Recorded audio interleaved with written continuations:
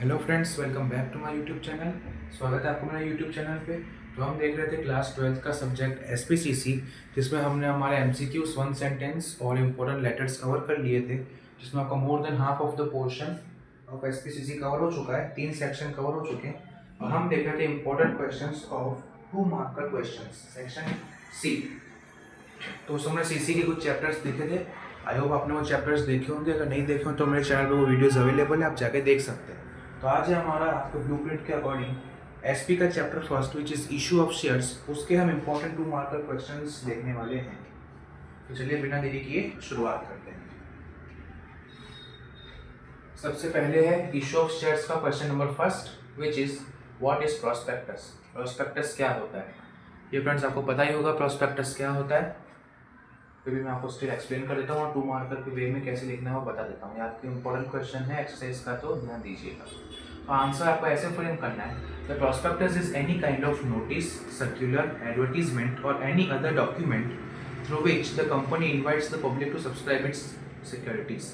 ये प्रोस्पेक्टस एक टाइप का नोटिस होता है, सर्कुलर होता है या एडवर्टीजमेंट होता है, आप कुछ भी कह सकते हैं, या कोई और टाइप का डॉक्यूमेंट आप कह सकते हैं, जिसके थ्रू जो कंपनी जो है वो इनवाइट करती है जनरल पब्लिक को कि वो आपके उनके शेयर्स को और सिक्योरिटीज़ को सब्सक्राइब करें, मतलब परचेज करें, उनके शेयर्स को और सिक्योरिटीज़ को परचेज करें, और इस वजह से उनको जो है ओनरशिप मिल जाएगी और कंपनी को जो है वो फंड्स मिल जाएंगे, जिसकी वजह से शेयर उसको हम कैपिटल कह सकते हैं, कैपिटल मिल जाएगा, जिसकी वजह से कंपनी जो है अच्छा ग्रो कर सकती है। तो ये है इसका answer. The prospectus is any kind of notice, circular, advertisement और any other document through which the company invites the public to subscribe to its securities.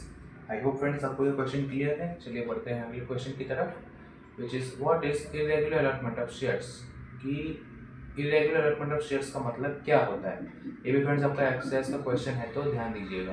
तो इसका आंसर है irregular allotment of shares is when shares are allotted without fulfilling statutory provisions and restrictions। कि irregular allotment of shares तब माना जाता है जब जो है शेयर्स अलॉट कर दिए हों पर्सन को जिसने अप्लाई किया है, लेकिन जो प्रोविजंस थे और जो रेस्ट्रिक्शंस थे उसको फॉलो नहीं किया गया हो, उसको फुलफिल नहीं किया गया हो। बिना प्रोविजंस और रेस्ट्रिक्शंस को फुलफिल किए ही जो शेयर्स जो अलॉट कर दिए हैं पर्सन को, उसे हम इरेगुलर अलॉटमेंट ऑफ शेयर्स कहते हैं। मतलब जो है प्रोविजंस के अगेंस्ट जाके शेयर्स को अलॉट कर दिया है, उसे हम कहते हैं irregular allotment of shares. I hope friends आपको ये वाला आंसर भी क्लियर होगा।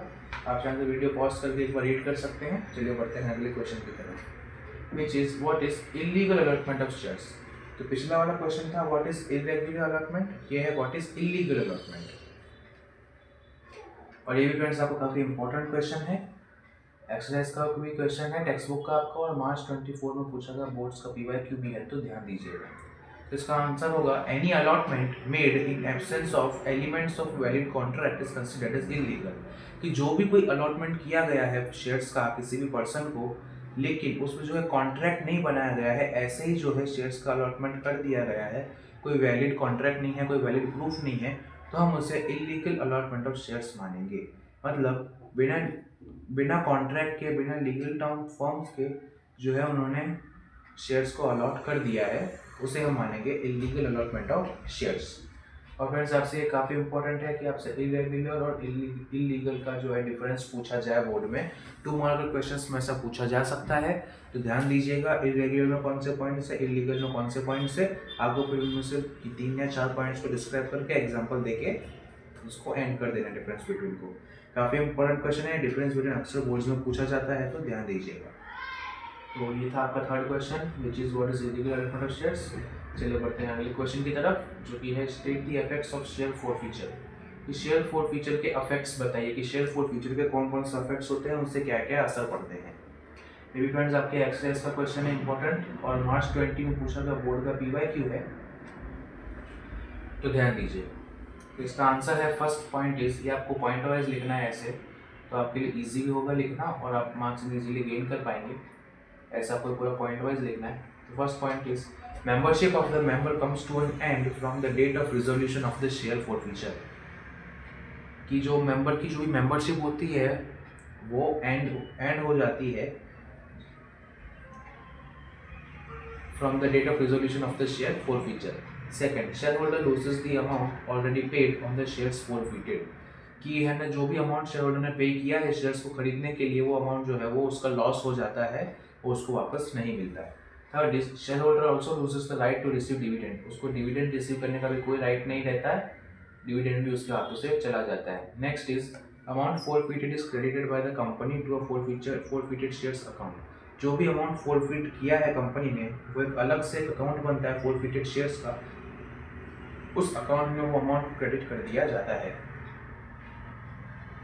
After the reissue of shares the forfeited shares account is close, और जब वो शेयर्स वापस इशू कर दिए जाते हैं किसी और पार्टी को या उन्हीं को, तब जो है ये अकाउंट को क्लोज कर दिया जाता है। जब तक वो शेयर्स रीइश्यू नहीं होते तब तक फोरफिटेड शेयर्स का अकाउंट चालू रहता है, जिसमें वो फोरफिचर किए गए शेयर्स जो है वो सेफ रहते हैं।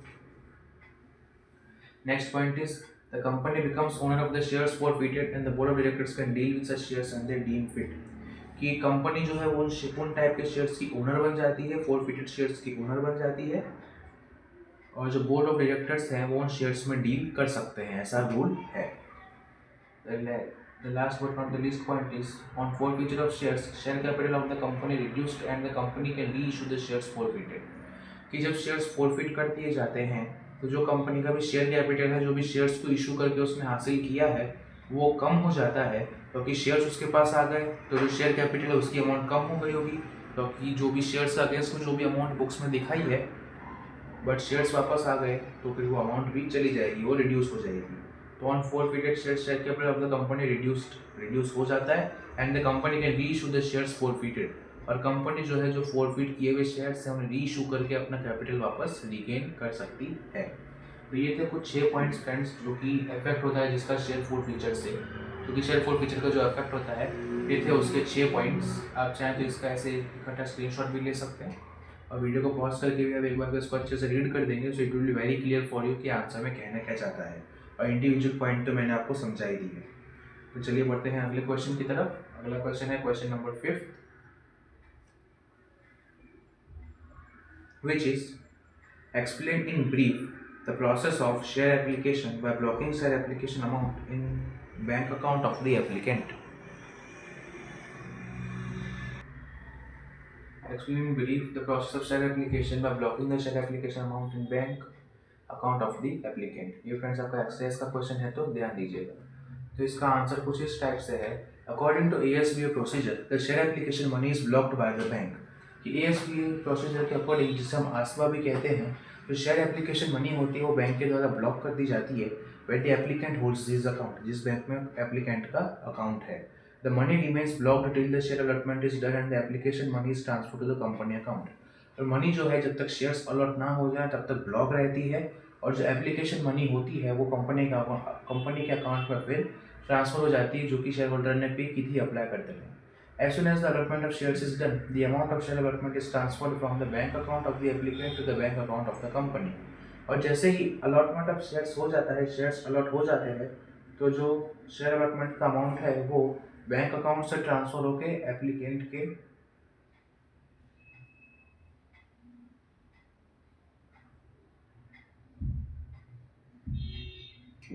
बैंक अकाउंट से ट्रांसफर होके कंपनी के बैंक अकाउंट में आ जाते हैं। Thus, question of refunding the application money or shares not allotted does not arise. क्योंकि ये क्वेश्चन जो है, क्योंकि जो ये अमाउंट जो है शेयर्स अलॉट होने के बाद ही ट्रांसफर होता है, तो पहले कुछ लेन देन का जो क्वेश्चन है वो अराइज ही नहीं होता है, क्योंकि शेयर्स पहले जाते हैं अकाउंट में, क्रेडिट होते हैं, उसके बाद ही बीच में से जो ये अमाउंट निकलता है। तो ये होता है प्रोसीजर। ये ब्रीफ में ये प्रोसेस एक्सप्लेन किया गया है, जो कि आपका ASBA प्रोसेस है वो पूरा आपको ब्रीफ में एक्सप्लेन किया गया है। मैंने आपको समझा दिया है फ्रेंड्स, एक बार आपके लिए रीड कर देता हूँ। According to ASBA procedure the share application money is blocked by the bank when the applicant holds this account, the money remains blocked till the share allotment is done and the application money is transferred to the company account. As soon as the allotment of shares is done, the amount of shares allotted is transferred from the bank account of the applicant to the bank account of the company. Thus, question of refunding money on shares not allotted does not arise. आप चाहें तो friends एक बार इस video को pause करके एक बार अच्छे से आंसर रीड कर सकते हैं, आपको पूरी तरह से क्लियर हो जाएगा ये आंसर में कहना क्या चाहता है। आई होप फ्रेंड्स आपको ये वाला क्वेश्चन भी क्लियर होगा। चलिए बढ़ते हैं अगले क्वेश्चन की तरफ। अगला क्वेश्चन है what are the reasons for share surrender. इस शेयर सरेंडर के लिए कौन कौन से रीजंस हो सकते हैं जिसकी वजह से शेयर्स को सरेंडर कर देना पड़े। ये भी फ्रेंड्स आपका इंपॉर्टेंट क्वेश्चन है, एक्सरसाइज में पूछा गया बोर्ड का PYQ है।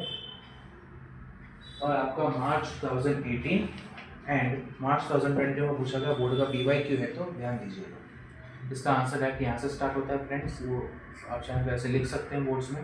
आंसर है when share certificates are torn. ये शेयर सरेंडर के कौन कौन से रीज़न होते हैं? तो ये रीजंस होते हैं कि जब शेयर सर्टिफिकेट फट जाए and share certificates become illegible, जब इलिजिबल हो जाए share certificate, when there is no space left to record the entry of share transfer। Share transfer करने के लिए उनके पास कोई भी रिकॉर्ड मतलब एंट्री करने के लिए कोई भी स्पेस ना बची हो तब। when shares are to be consolidated, जब शेयर्स को कंसोलिडेट कर देना हो तब। when shares are to be subdivided, जब शेयर्स को डिवाइड करना हो तब। तो ये कुछ रीजंस है जब शेयर्स को सरेंडर करना पड़ता है। आई होप फ्रेंड्स अगर इसके अलावा भी कोई और रीज़न है तो आप इसके अंदर आंसर में मेंशन कर सकते हैं। आई होप फ्रेंड्स आपको ये वाला आंसर भी क्लियर होगा। मैंने आपको 5 के 5 पॉइंट समझा दिए। आप चाहें तो वीडियो पॉज करके इनको भी रीड कर सकते हैं। चलिए बिना टाइम वेस्ट किए अगले क्वेश्चन की तरफ मूव करते हैं, which is what is share dividend. Share dividend क्या होता है? ये भी फ्रेंड्स आपका एक्सरसाइज के इंपॉर्टेंट क्वेश्चन है और जुलाई 22 में पूछा गया बोर्ड का PYQ है, तो ध्यान दीजिएगा। तो आंसर कुछ इस टाइप से है। आपको पता ही होगा फ्रेंड्स शेयर डिविडेंड क्या होता है। आप उसको अपने वर्ड्स में भी लिख सकते हैं, बट मैं आपके लिए सिर्फ एक बार रीड कर दे रहा हूँ ताकि आपको पता चल जाए बोर्ड्स में आपको इस आंसर को फ्रेम कैसे करना है। ये बहुत इंपॉर्टेंट है फ्रेंड्स, जिसमें आपको एक लॉन्ग क्वेश्चन भी पूछ सकते हैं कि explain share dividend and its types, ऐसे करके पूरा शेयर डिविडेंड का कंसेप्ट आपसे पूछ सकते हैं। तो ध्यान दीजिएगा, मैं आपके लिए पूरा क्वेश्चन रीड कर देता हूँ। तो आंसर है a company page tax at the end of the year out of profit earned for a year. The amount of profit left after the payment of tax is called divisible profit. A certain amount of divisible profit is retained as a reserve by the company. The remaining profit is distributed among shareholders and is called dividend.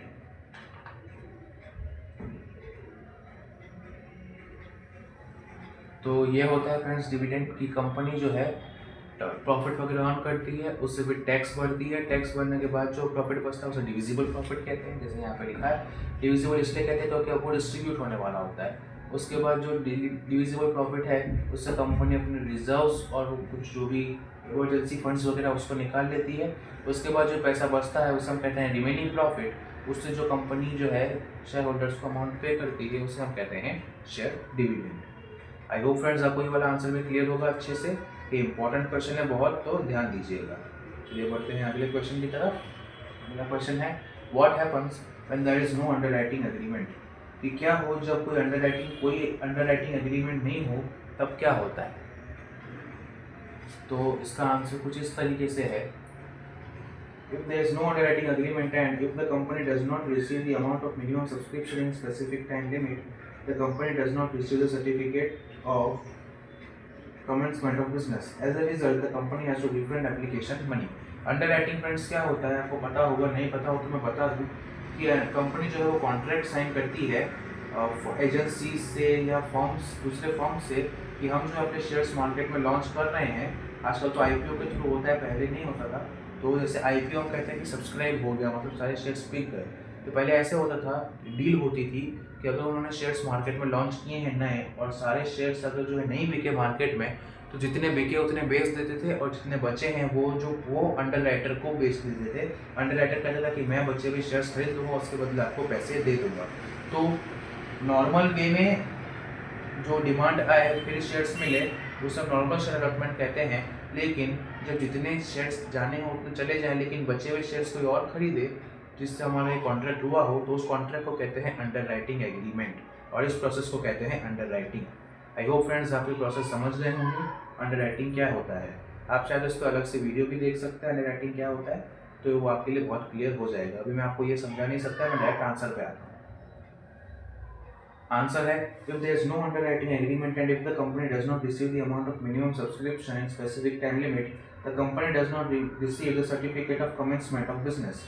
कि अगर कोई underwriting agreement नहीं बनाया है company ने किसी के साथ और जो है उसका IPO जो अगर मार्केट में आया है वो सब्सक्राइब नहीं हुआ है टाइम लिमिट के अंदर, तो कंपनी को जो है certificate of commencement of business वो सर्टिफिकेट हासिल नहीं होगा क्योंकि उसका IPO वगैरह सब्सक्राइब हुआ नहीं है। As a result the company has to refund application money. तो इसका रिजल्ट ऐसे होता है कि कंपनी को जो है वो एप्लीकेशन मनी पूरा रिफंड करना पड़ता है उसके होल्डर्स को जिन्होंने भी अप्लाई किया था। तो इस तरीके से जो है अंडरराइटिंग का पूरा कंसेप्ट होता है। आई होप फ्रेंड्स आप समझ गए होंगे, आपको क्लियर हो गया होगा ये आंसर। चलिए बिना टाइम वेस्ट किए अगले क्वेश्चन की तरफ मूव करते हैं। अगला क्वेश्चन है who is responsible to pay share call money. ये शेयर कॉल मनी जब पे करते हैं तो शेयर कॉल मनी पे करने के लिए रिस्पॉन्सिबल कौन होता है? तो इसका आंसर है the people who are responsible to pay share call money are. ये यहाँ से मेन आंसर है कि जो पर्सन है रिस्पॉन्सिबल शेयर कॉल मनी को जो पे करते हैं, जो रिस्पॉन्सिबल हैं, तो वो कौन कौन है? तो वो है शेयर होल्डर हिमसेल्फ, कुछ share holder. If shares are held jointly then all the share holders whose name appear on the certificate. अगर जॉइंट में शेयर्स परचेज किए हैं तो जिन भी लोगों ने जॉइंट में शेयर्स परचेज किए हैं वो सारे लोग। In case of death of share holder के डेथ के केस में हिज सक्सेशन और हिज लीगल रिप्रेजेंटेटिव और रिसीवर। तो अगर किसी शेयर होल्डर की डेथ हो गई है तो उसका जो भी सक्सेसर है, लीगल रिप्रेजेंटेटिव हायर किया गया है, वो जो है आगे की शेयर कॉल की मनी पे करेगा। तो आई होप फ्रेंड्स आपको ये क्लियर हो गया होगा आंसर। यहाँ से मेन आंसर स्टार्ट होता है और सारे लोगों के नाम बताए गए हैं जिनको कॉल मनी पे करनी होती है। सारे नाम आपको एक बार रिकॉल करवा दूँ। शेयर होल्डर खुद जॉइंटली पे किया है तो जिन्हें जॉइंटली पे किया है वो सारे लोग, और अगर जो डेथ हो गई है तो उसका जो शेयर्स का सक्सेसर है तो वो पर्सन। ये तीन जो है ये तीन लोग हैं जो कि शेयर कॉल मनी पे करने के लिए रिस्पॉन्सिबल होते हैं। आप एक बार वीडियो पॉज करके आंसर को रीड करेंगे फ्रेंड्स, आपको सब कुछ इजीली समझ में आ जाएगा। आई होप फ्रेंड्स आपको ये वाला आंसर भी क्लियर हुआ होगा। चलिए बढ़ते हैं अगले क्वेश्चन की तरफ। अगला क्वेश्चन है friends what is the effect of irregular share allotment on members. कि जब मेंबर्स को इरेगुलर वे में शेयर्स अलॉट करके दिए जाते हैं तो इसका क्या इफेक्ट पड़ता है? तो आंसर देखेंगे फ्रेंड्स। ये answer due to irregular allotment, the name of concerned shareholder is removed from the register of members, thus his membership comes to an end. irregular allotment की वजह से जो कंसर्न पर्सन का जो भी नेम होता है, शेयर होल्डर जिनका नेम अंदर दर्ज किया हुआ होता है रजिस्टर ऑफ मेंबर्स में, उनकी मेंबरशिप एंड कर दी जाती है। आपको पता है फ्रेंड्स शेयर होल्डर मेंबर भी बन सकते हैं कंपनी में, तो अगर उनका नाम कंपनी के जो है रजिस्टर में लिखा गया है तो वहाँ से उनका नाम हटा दिया जाता है, उनकी मेंबरशिप एंड हो जाती है। The concerned officials of the company are responsible for the loss caused to shareholder due to such allotment and they are bound to compensate him. और ऐसे the concerned officials of the company, इसका मतलब कि जो company के officials person हैं, board of directors और दूसरे लोग, वो रिस्पॉन्सिबल होते हैं शेयर होल्डर के लॉस के लिए, क्योंकि इरेगुलर उन्होंने ही अलॉट करवाया जिसकी वजह से शेयर होल्डर का लॉस हो गया, तो वही लोग रिस्पॉन्सिबल होते हैं due to such allotment and they are bound to compensate him. और उन्हें जो है उस शेयर होल्डर को कंपनसेशन देना पड़ता है, कंपनसेट करना पड़ता है, क्योंकि उनकी वजह से जो है डिले हुआ था। आई होप फ्रेंड्स आपको ये वाला आंसर भी क्लियर होगा। मैं आपके लिए फिर से भी अच्छे से रीड कर देता हूँ। Due to irregular allotment the name of concern share holder is removed from the register of members, thus his membership comes to an end. The concerned officials of the company are responsible for the loss caused to shareholder due to such allotment and they are bound to compensate him.